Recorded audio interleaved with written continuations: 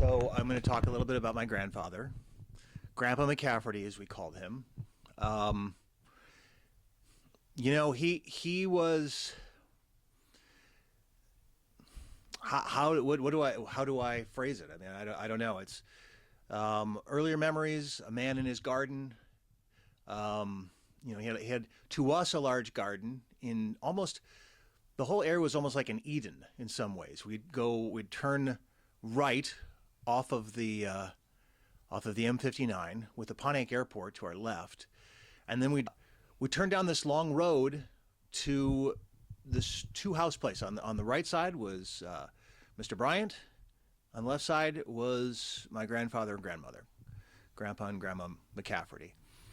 And there was a lake at the end, and there was a garden in front of it. And actually, my grandmother actually stitched a portrait of all that, and I have it hanging in my house. But Grandpa McCafferty was a storyteller first and foremost. He wasn't as loud as my father, but he was certainly a good storyteller. And I remember this. Actually, it was around that. He would hold out his hands and gesticulate like this, as though he was holding court and really kind of creating a field of discourse for him. It was his way of holding court with his audience, of saying, within this zone, you're going to hear a story. I later on used it in a character called Desmond for a show I did called Oh Shit, drawing upon his storytelling prowess. But before I knew him, I found out later that he was into real estate and into aviation. I knew he was in aviation. He always tried to get me out to the airport. And one time he actually got me an airplane trip. He was very excited about that. I was too scared. I chickened out, and to this day, I regret not going on that. He talked about it for a long time. At the very end, I said, I can't do it. I mean, it was going to be a single-engine airplane ride. It was someone who I'd never met, and he wasn't going to be on it, and that just sounded terrifying. But he would take us out to the airport sometimes. We watched the planes. He was fascinated by it. For us, after you'd seen a couple, we kind of got it. So he was mostly a gardener to us. After that, we would see him in his tractor, puttering around, planting, harvesting, cultivating. He would take us out there sometimes, see the peas, the carrots, the potatoes, not potatoes, potatoes, as he'd call them, and taking walks with his number of animals, dogs, cats, whomever. He loved hanging out and just sitting in his chair at the end of the day after having a nice dinner and watching television, watching golf, watching the stock market report. He was an avid aficionado of money. He was also a bit of a right-winger towards the end, and I think it was the '92 election when it was Perot and I guess Bush and Clinton. He didn't want that hand grenade with a haircut Ross Perot win.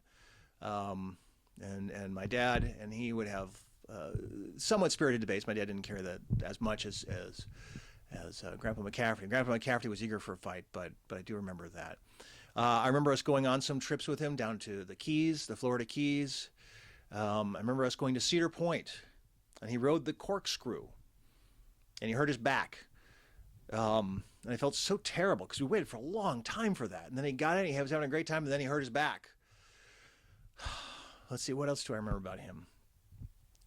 I do remember him being a loving grandfather, although in that 1940s distant way of being, here are children, they're here, I will accept a hug when they're children, and when they're older, I will tell them, long tales to amuse them. I do remember, though he did have some fun one time when we were in his car and it had been snowing and icy out. We were in his driveway. And for some reason, he did donuts on the ice in his driveway. And I just couldn't believe it. My sister and I were in the car, but we were in no danger. There was, snow everywhere, and there was only two houses. But there he was, just having a great time like a kid. Because he always comported himself as an adult. He dressed, nicely, Natalie, I suppose, is correct. I guess that's right. But he dressed every day as though he was going to go out and have a good time, because he went out to the airport and he talked with his friends in the morning. They came back and had dinner, and then went to bed early, and then got up early, and usually we were late sleepers, so we saw him for a little while. Maybe he would take us for a tractor ride, which was a lot of fun. He'd get the tractor out. That was usually the highlight of our stays. We'd stay for a night or 2 nights sometimes, and during the spring and summer he'd get his little tractor out. And then there was he had a little trailer hitch behind it, which had a sort of like a wheelbarrow kind of like attachment, 2 wheels and hitched on the back. And my sister and I would sit in it as he would drive us around. And that was magical, because sometimes he'd even take us through the forest, which had a trail there. And it was almost like being on some sort of Disney ride, because we were being driven around, we were being transported, even though we could walk that whole area by ourselves. But being pulled around the back of that tractor was something special with my grandfather, and something which to this day I still think about. Think about that kind of the magic of being pulled around by him. So, I think, of course, the minute I stop all this, I'll think of other things about him. But I knew him to be a kind man. I knew him to be a person who loved to the best of his ability of the time. Again, you do the best you can with what you have, and from a man of that era, to show affection was looked at as a weakness. So, but I think with us, he did a good job. I think he was a good grandfather.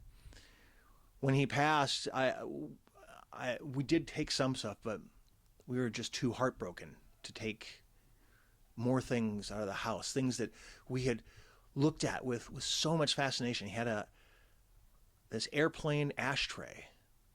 It was a fighter plane, an ashtray. And I just loved that. Just loved playing with that. And I couldn't bring myself to take it. So all those things are gone, but the memories remain. The memories of my grandfather, Herschel McCafferty, holding his arms like this and starting out statements, "No," and then launching into some great, wonderful story, or perhaps a story which we didn't quite know what was going on with, and then he would sort of pause and smile and sort of let us in on the punchline. That's what I remember about him.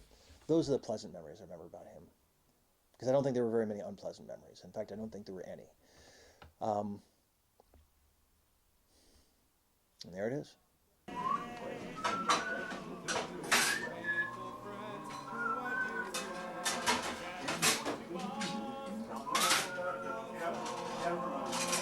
That's all right. Just do as you are.